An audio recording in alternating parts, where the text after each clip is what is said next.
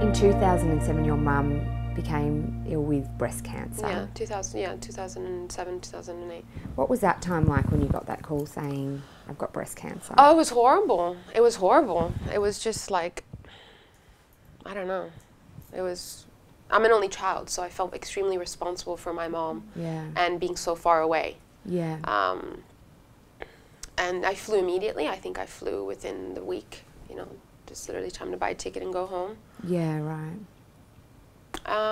Yeah, and it was just not happy days. It's just shit. There's nothing worse than that call, is there, where you go, wow. Yeah, I mean, I was kind of distant from it. I don't know, it was just a little bit, because my mom's very, my mom had a lot of other problems happening at that time, so this was just like the cherry on top of the cake, really. Right. And she just decided she was not going to die from it.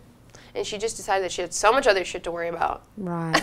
That quite frankly, this was just, she was just going to deal with it. She was going to go to the doctor, and she was going to get her chemo that she needed to get. She was going to have the breast removed if that's what she needed to do, but she was just going to go on and get it all done. And none of us had to make a big fuss about it. Yeah, right. Yeah. So she just didn't want any. Well, she's just like, whatever. You know, my mom took care of her mother, who went 9 months of grueling cancer, really, when it's the really bad, you know, that you see someone's life end, yeah, really at the end of it, and you know that's what's going to happen. Yeah. And she took care of both of her parents, who were terminally ill with cancer. So my mom, I think, kind of knew better.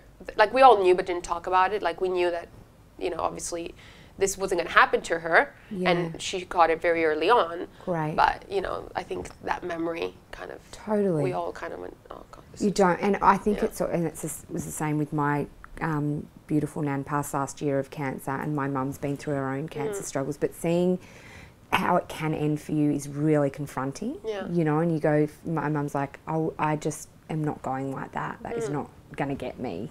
Seeing somebody you love pass in such a shit way is like, fuck, you do anything not to have that happen to yourself. You do. My mom is very strong. I admire her. She's, you know, she's probably one of my biggest role models. I admire her for the way she handled herself throughout the whole thing.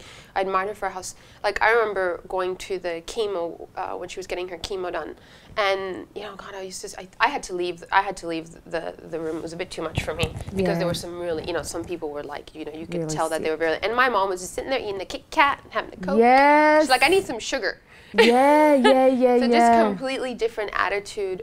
My mom has just a completely different attitude to life. Yeah, and her attitude to life, I think, is one of probably the best things that I've ever inherited from her, yeah, or I guess learned from her. Yeah. She's a fighter. She will always be a fighter, and she just doesn't give up.